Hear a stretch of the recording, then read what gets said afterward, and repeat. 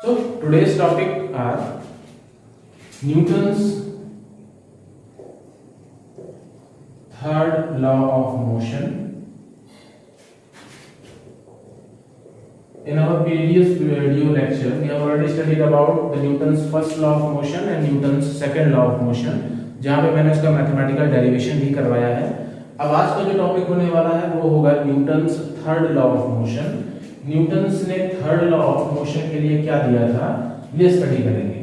तो इसका स्टेटमेंट सबसे पहले नोट डाउन कर लेंगे आप, that it states that to every action there is always an equal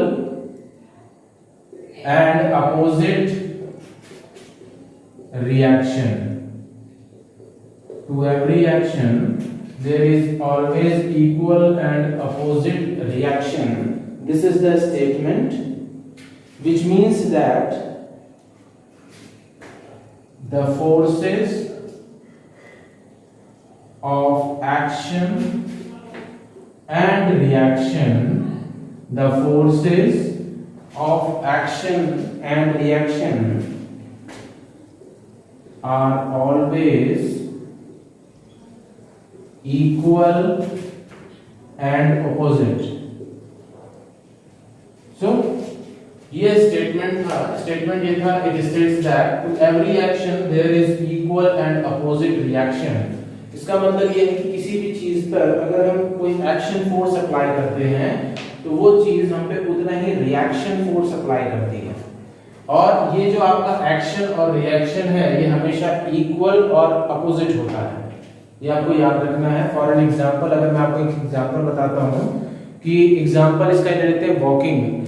अगर आप वॉक करते हो रोड पर तो आपने एक चीज मेंशन करी होगी कि आप अपने फुट से ग्राउंड के ऊपर कुछ फोर्स लगाते हो एंड आप आगे की तरफ मूव करते हो।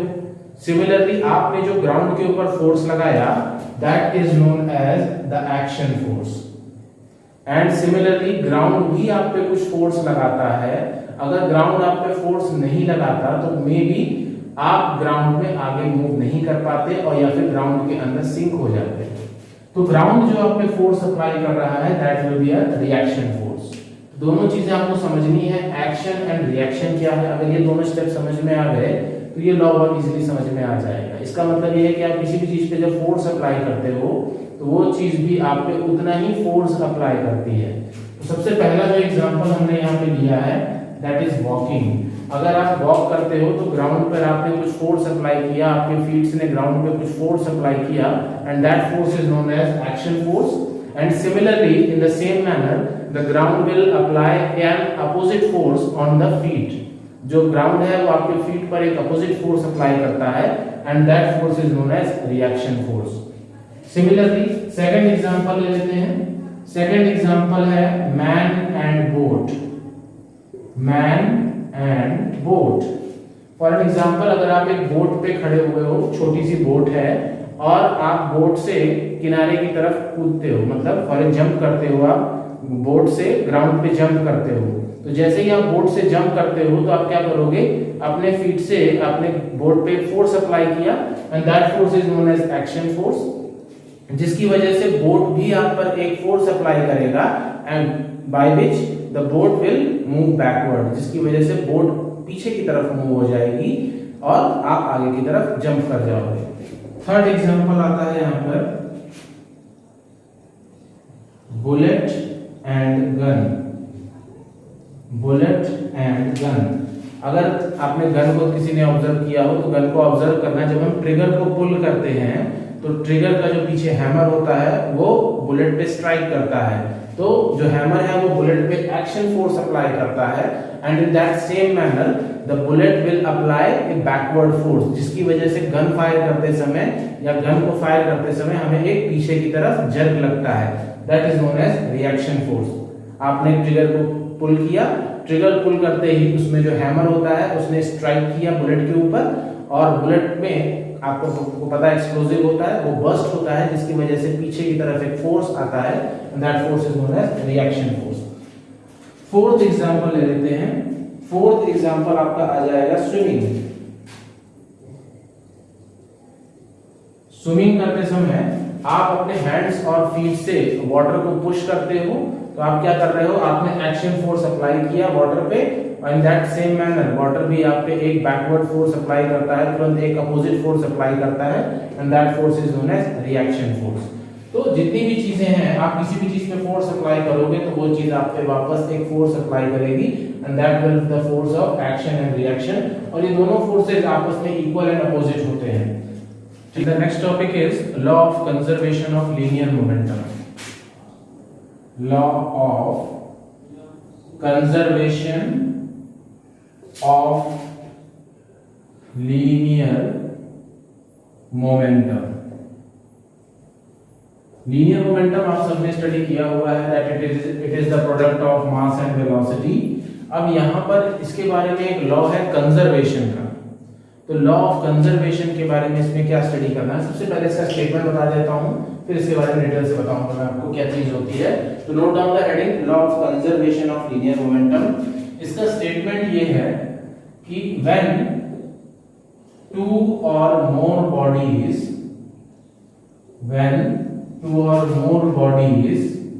इंटरैक्ट का मतलब है आपस में टकराना, interact with one another, then the sum of their linear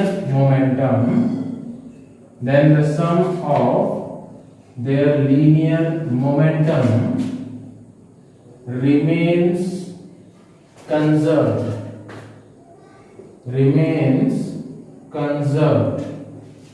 So this is the statement: when two or more bodies interact with one another, the vector sum, then the vector sum, यहाँ पे एक word use करना है, vector sum of their linear momentum is remain conserved, or you can say that constant. कुछ books में इसका use हम constant से ही करते हैं, कांस्टेंट। तो यहाँ पर कोई भी अगर दो या दो से ज्यादा बॉडीज आपस में टकराते हैं, इंटरैक्ट होते हैं, तो उनका जो लीनियर मोमेंटम का वेक्टर सम होता है वो हमेशा कंजर्व होता है, कांस्टेंट होता है, and it is not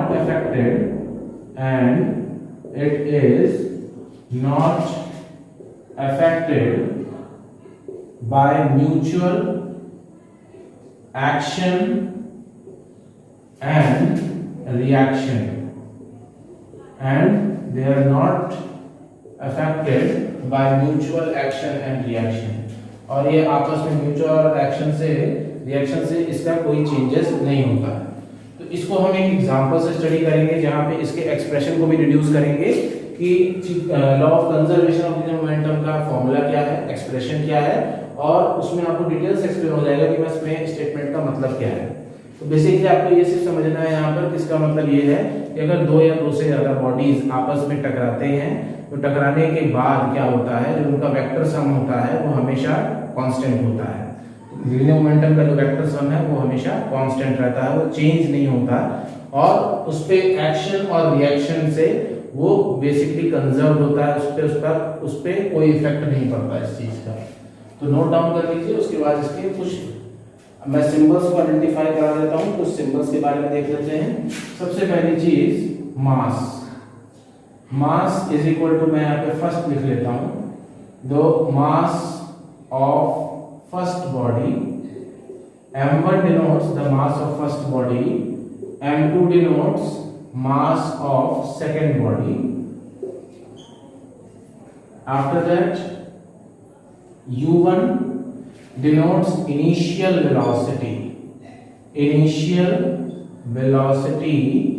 of first body, u2 denotes initial velocity of second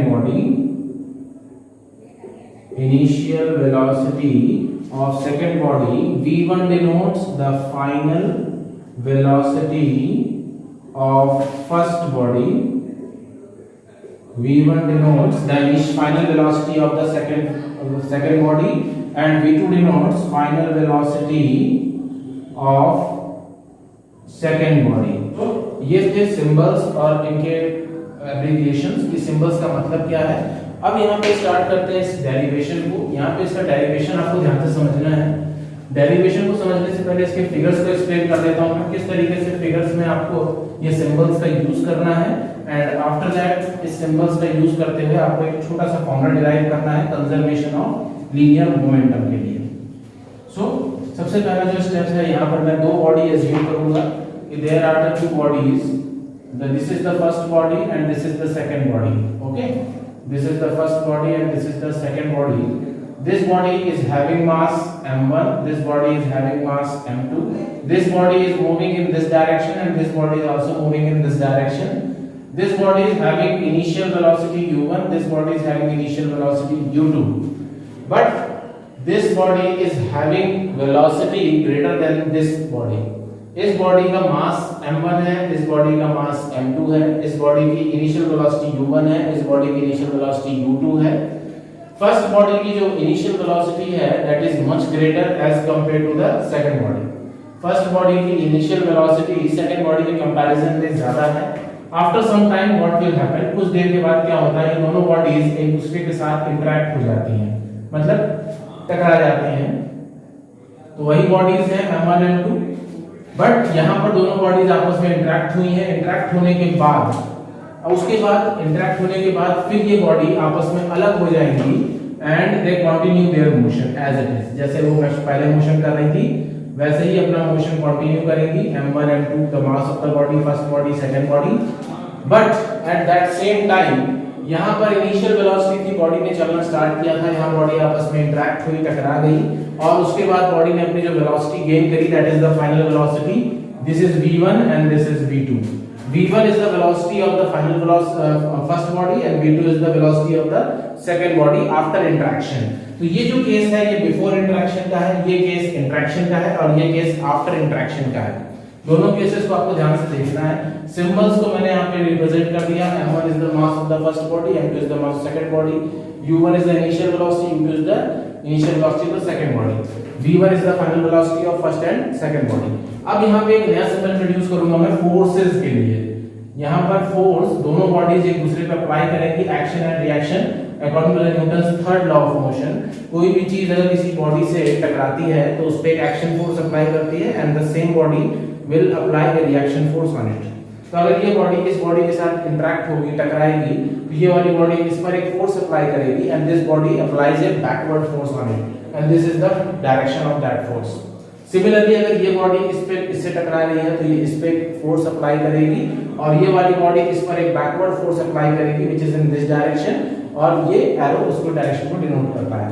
अब ये फोर्सेस अप्लाई कर रहे हैं, ये फोर्सेस को हम डिनोट करेंगे symbol say that is FBA and this is FAB। This is the direction of the force FAB and this is the direction of the force FBA।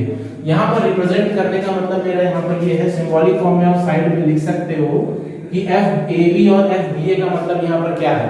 तो FAB का मतलब है फोर्स, फोर्स का मतलब यहाँ पे है कि फोर्स अप्लाइड बाय, तो ये है कौन फोर्स लगा रहा है, इसका मतलब है किस पर फोर्स लग रहा है। तो force applied by body A और force applied by body B। अब यहाँ पर AB की जगह पर मैं रिप्रेजेंट करूंगा 1 और 2 क्योंकि हमारे केसेस में हमने AB नहीं लिया है, यहाँ पे 1 और 2 लिया है। आपको कुछ बुक्स में जब आप स्टडी करोगे तो वहां पर AB के केसेस में स्टडी करना पड़ेगा, बट हमारे केस में यहाँ पे हम 1 2 लेंगे। This is 2 1 and this is 1 2। So forces applied like this direction। अगर मैं यहाँ पे रिप्रेजेंट करता हूँ 1 and 2, so ये हो जाएगा force applied by the first body and applied on the second body. तो यहाँ से आपको इसको समझना आसान है कि forces 1 and 2, force applied by the first body 1 है, पहला नंबर है तो बाय होगा कौन लगा रहा है फोर्स, सेकंड नंबर है तो फोर्स किस पे लग रहा है। सिमिलरली अगर इस केस की बात करता हूं मैं F21 की, तो ये हो जाएगा force applied by the second body, force applied on the second body. Arrow denote कर रही है इस फोर्स के डायरेक्शन को यहाँ पर डायग्राम्स को बहुत क्लियरली समझना है यहाँ पर कि फोर्स इस वाले केस में इस डायरेक्शन में लग रहा है, तो ये फोर्स कौन लगा रहा है, सेकंड बॉडी इस पर लगा रही है, तो सेकंड बॉडी पे लगा रहा है किस पर, फर्स्ट बॉडी पर। अब ये वाला एरो डिनोट कर रहा है कि फोर्स सेकंड बॉडी पे लग रहा है, तो force applied by first body on the second body. Figures को ड्रॉ कर लेना, और ये जो सिंबॉलिक फॉर्म है इसको आप साइड में लिख सकते हो ताकि आपको याद रहे, एग्जाम टाइम में आप कंफ्यूज ना हो, इसलिए इसको साइड में मेंशन कर देना। फिगर्स को क्लियरली पेंसिल से ड्रॉ करेंगे आप, note down the figure and after that we will start the derivation. अब फिगर में ड्रॉ करने के बाद अब इसके डेरिवेशन को मैं स्टार्ट करूंगा बिफोर इंटरेक्शन से, कि जब इंटरेक्शन नहीं हुआ था उस समय पर इसकी क्या फैसिलिटी थी, इसमें क्या क्या चीजें थी। तो सबसे पहले मैं बॉल फर्स्ट के लिए देखता हूं, फर्स्ट बॉल के लिए क्या क्या चीजें हैं। तो फर्स्ट बॉल के लिए मैं निकालूंगा मोमेंटम, दैट इज मोमेंटम क्या होगा for the first ball. So first ball के लिए मोमेंटम कैलकुलेट कर रहे हैं। So what is the momentum before collision, momentum of first ball before collision। collision से पहले फर्स्ट बॉल का मोमेंटम क्या है, तो आपको याद होगा मोमेंटम को हम डिनोट किससे करते थे, उसको हम डिनोट करते थे p से। तो we are denoting for p1, that's why it is p1 and mass into initial velocity. Okay, momentum of the ball before collision, first ball के लिए कर रहे हैं अभी। Similarly momentum of first ball after collision,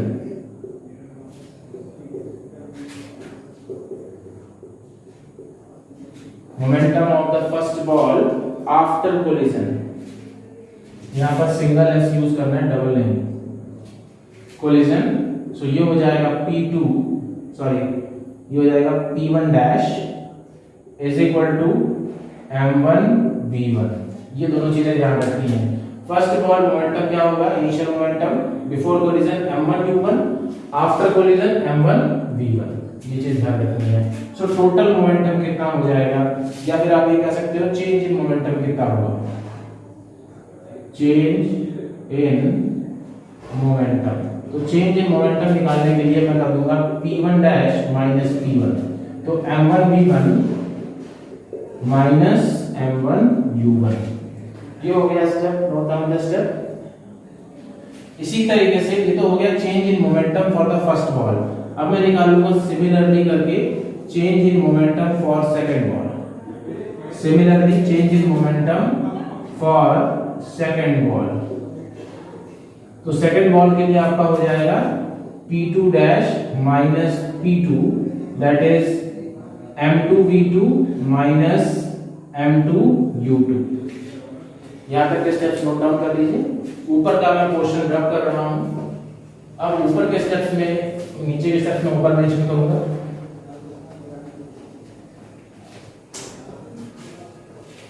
okay, सो ये आ गया आपका change in momentum. अब निकालेंगे हम rate of change of momentum, rate of change of momentum. तो आप सबको याद है कि rate of change of momentum क्या चीज होती है, तो आपको पूरे को हम टाइम से डिवाइड कर देते हैं। तो rate of change of momentum for the first ball, first ball के लिए ये हो जाएगा m1 v1 minus m1 u1 whole divided by time, whole divided by time.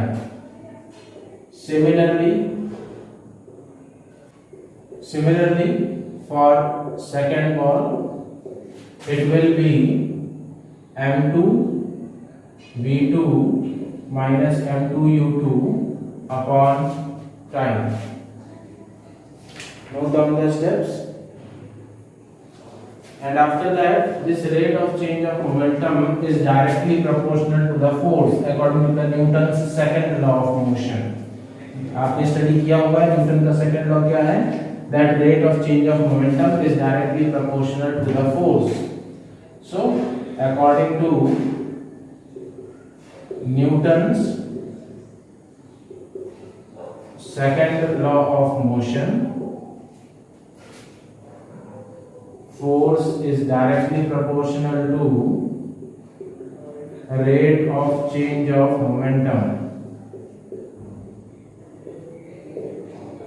So this is the rate of change of momentum for the first ball, this is the rate of change of momentum for the second ball, and this will be directly proportional to the force. तो सबसे पहले for the first ball के लिए, this is your first equation and this is your second equation. For equation first, the force will be F21, which is equal to m1v1 minus m1u1 upon time. So that the force is directly proportional to the rate of change of momentum. इसको हम ऐसे भी लिख सकते हैं. Okay. And for equation number 2, that force 1-2 will be m2v2 minus m2u2 upon time. So this will be named as equation number 3rd and this is will named as equation number 4th. Now, according to the Newton's third law of motion, that both the forces are equal and opposite.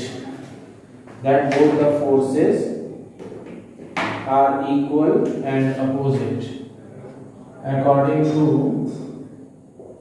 Newton's third law of motion,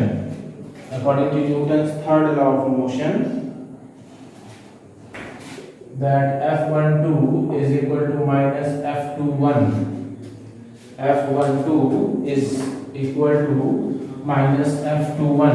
On putting the value of 12 over here, putting this value of F12 over here and F21 over here, what we will get? Let's see.